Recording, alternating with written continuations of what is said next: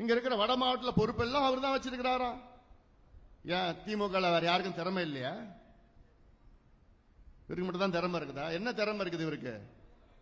இதுதான் கொடுக்கிறாரு, கொடுக்குறாங்க, அவ்வளவுதான். வேற என்ன திறமை இருக்கு இவருக்கு? இவர் உண்மையிலே திறமை இருந்திருந்தாருன்னா இந்த மாவட்டம் எவ்வளவு பண்ணிருக்கலாம் ஒரு அமைச்சரா.